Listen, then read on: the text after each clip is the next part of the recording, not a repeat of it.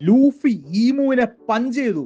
അങ്ങനെ വർഷങ്ങൾ കഴിഞ്ഞ്, ആയിരക്കണക്കിന് ചാപ്റ്ററും കഴിഞ്ഞ് ലൂഫി ഈമുവിനെ for the first time punch ചെയ്തിരിക്കുകയാണ്.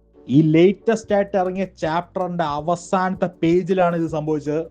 സോ ഇതിലൂടെ നമ്മളെ മെയിൻ ക്യാരക്ടറായ ലൂഫിയുടെയും പൊട്ടൻഷ്യൽ ഫൈനൽ വില്ലനായ ഈമുവിന്റെയും ഫൈറ്റ് ഇവിടെ വെച്ച് തുടങ്ങിയിരിക്കുകയാണ്. കാര്യം ലൂഫി ഇതിനു മുമ്പ് ഈമുവിന്റെ ഷാഡോ ഫോമിനെ പഞ്ച് ചെയ്തിട്ടുണ്ടായിരുന്നു. പക്ഷെ ഇപ്പോഴാണ് ഈമുവിന്റെ ഫിസിക്കൽ ഫോമും ലൂഫിയും ആദ്യമായി കണ്ടുമുട്ടുന്നത്. രണ്ടുപേരും കൂടെ കണ്ടുമുട്ടിയിട്ട് ഒരു സംസാരം, ഒരു പറച്ചിലും ഇല്ല. ലൂഫി ഈമുവിനെ ഒരൊറ്റ പഞ്ച് ചെയ്തു. അതും ലൂഫി സെയിന്റ് ചാർലോസിന് കൊടുത്ത പോലത്തെ ഒരു സെയിം ടൈപ്പ് പഞ്ച്. പക്ഷെ വൺ പീസ് കമ്മ്യൂണിറ്റിയിൽ ഇത് പല ആൾക്കാർക്കും ഇഷ്ടപ്പെട്ടിട്ടില്ല. എന്ന് വെച്ചാൽ ഈമുവിനെ പോലെ ഇത്രയും അധികം ബിൽഡപ്പ് ഉള്ളൊരു വില്ലനെ ഗിയർ 5 പോലും അല്ലാത്ത ലൂഫി ഇതുപോലെ ഇടിക്കും എന്ന് ആരും വിചാരിച്ചില്ല. ഇപ്പൊ ഞാൻ പറഞ്ഞ കാര്യമില്ല, ലൂഫി ഗിയർ 5 പോലുമല്ല ഈമുവിനെ പഞ്ച് ചെയ്തത്.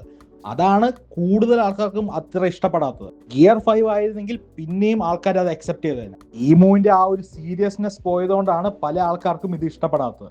പക്ഷെ അങ്ങനെ തോന്നുന്നവരോട് ഞാൻ പറയാൻ പോകുന്നത്, നിങ്ങൾ കൈഡോ വേഴ്സസ് ലൂഫി എങ്ങനെയാ തുടങ്ങി എന്ന് നോക്കുക.